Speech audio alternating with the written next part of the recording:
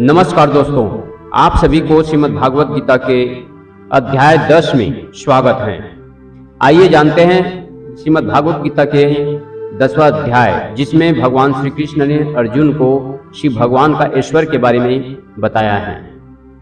इस अध्याय में शिव भगवान अर्जुन से कह रहे हैं कि हे महाबाहो, फिर भी मेरे परम रहस्य और प्रभाव युक्त वचनों को सुन, जिसे मैं तुझे अतिशय प्रेम रखने वाले के लिए हित की इच्छा से कहूँगा। मेरी उत्पत्ति को अर्थात लीला को प्रकट होने को न देवता लोग जानते हैं और न महर्षिजन ही जानते हैं, क्योंकि मैं सब प्रकार से देवताओं का और महर्षियों का भी अधिकरण हूँ। जो मुझको अजन्मा अर्थात वास्तव में जन्म रहित अनादि और लोकों का महान ईश्वर तत्व से जानता है, वह मनुष्यों में ज्ञानवान पुरुष संपूर्ण पापों से मुक्त हो जाता है। निश्चय करने की शक्ति, यथार्थ ज्ञान, असम्मूढ़ता, क्षमा, सत्य, इंद्रियों का वश में करना, मन का निग्रह तथा सुख दुख, उत्पत्ति प्रलय और भय अभय तथा अहिंसा, समता, संतोष, तप, दान, कीर्ति और अपकीर्ति, ऐसे ये प्राणियों के नाना प्रकार के भाव मुझसे ही होते हैं। 7 महर्षिजन, 4 उनसे भी पूर्व में होने वाले सनकादि तथा स्वयंभू आदि 14 मनु, ये मुझमें भाव वाले सब के सब मेरे संकल्प से उत्पन्न हुए हैं, जिनके संसार में यह संपूर्ण प्रजा है। जो पुरुष मेरे इस परमेश्वर रूप विभूति को और योग शक्ति को तत्व से जानता है, वह निश्चल भक्ति योग से युक्त हो जाता है। इसमें कुछ भी संशय नहीं है। मैं वासुदेव ही संपूर्ण जगत की उत्पत्ति का कारण हूँ और मुझसे ही सब जगत चेष्टा करता है। इस प्रकार समझकर श्रद्धा और भक्ति से युक्त बुद्धिमान भक्तजन मुझ परमेश्वर को निरंतर भजते हैं।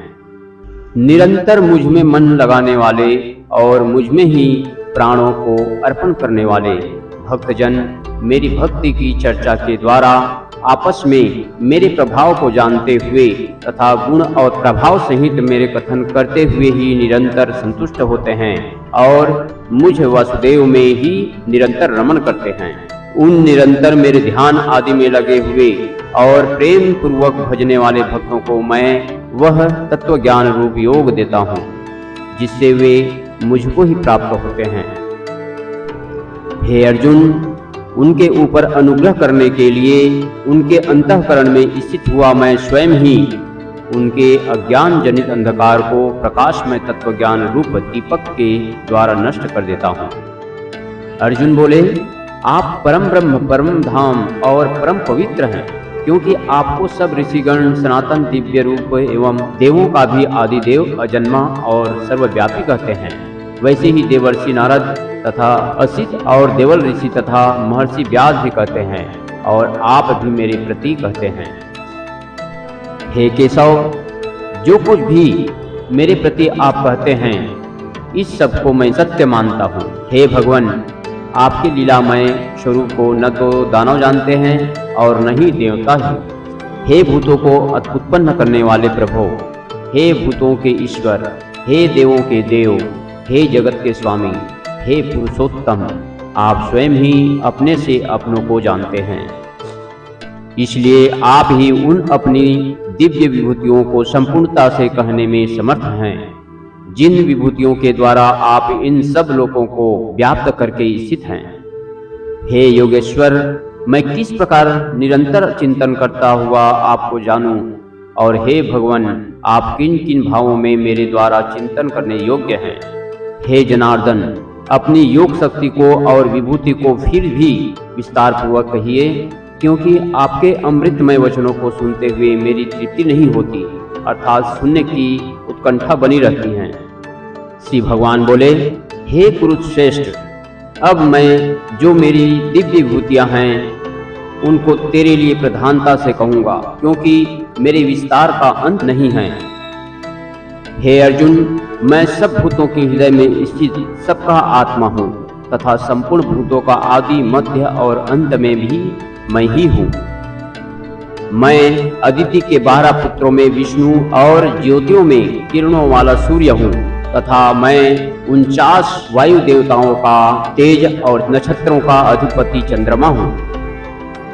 मैं वेदों में सामवेद हूँ, देवों में इंद्र हूँ, इंद्रियों में मन हूँ और भूत प्राणियों में चेतना अर्थात जीव शक्ति हूँ।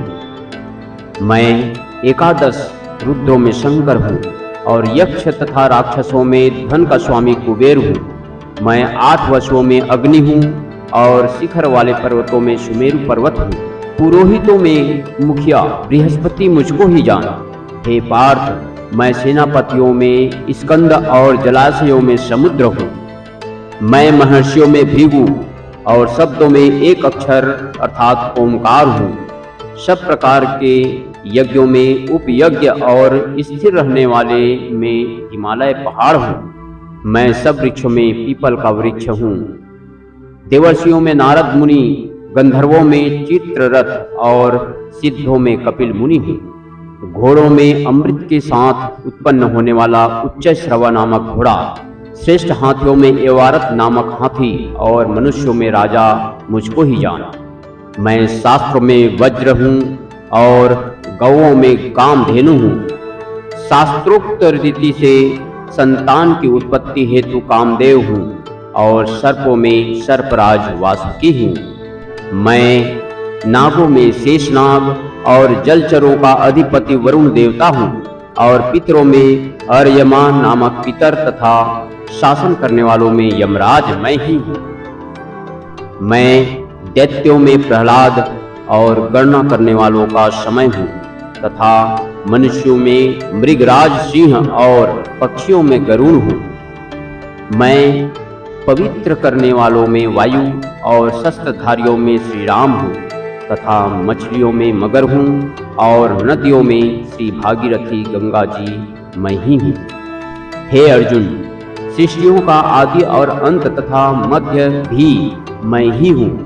मैं विद्याओं में आध्यात्मिक विद्या अर्थात ब्रह्म विद्या और परस्पर विवाद करने वालों का तत्व निर्णय के लिए किया जाने वाला वाद मैं ही हूँ। मैं अक्षरों में ओंकार और समासों में द्वंद्व नामक समास हूँ। अक्षय काल अर्थात काल का भी महाकाल तथा सब और मुख वाला विराट स्वरूप सबका धारण पोषण करने वाला भी मैं ही हूँ। मैं सबका नाश करने वाला मृत्यु और उत्पन्न करने वाला उत्पत्ति हूँ और स्त्रियों में कीर्ति, श्री, वाक, स्मृति, मेघा, धृति और क्षमा हूँ तथा गायन करने योग्य श्रुतियों में मैं बृहस्साम और छंदों में गायत्री छंद हूँ तथा महीनों में मार्गशीर्ष और ऋतुओं में वसंत ऋतु हूँ। मैं छल करने वालों में जुआ और प्रभावशाली पुरुषों का प्रभाव हूँ। मैं जीतने वालों का विजय हूँ, निश्चय करने वालों का निश्चय और सात्विक पुरुषों का सात्विक भाव हूँ। विष्णुवंशियों में वासुदेव अर्थात मैं स्वयं तेरा सखा, पांडवों में धनंजय अर्थात तू, मुनियों में वेद व्यास और कवियों में शुक्राचार्य कवि मैं ही हूँ। मैं दमन करने वालों का दंड अर्थात दमन करने की शक्ति हूँ, जीतने की इच्छा वालों की नीति हूँ, गुप्त रखने योग्य भावों का रक्षक मौन हूँ और ज्ञानवानों का तत्व ज्ञान मैं ही हूँ।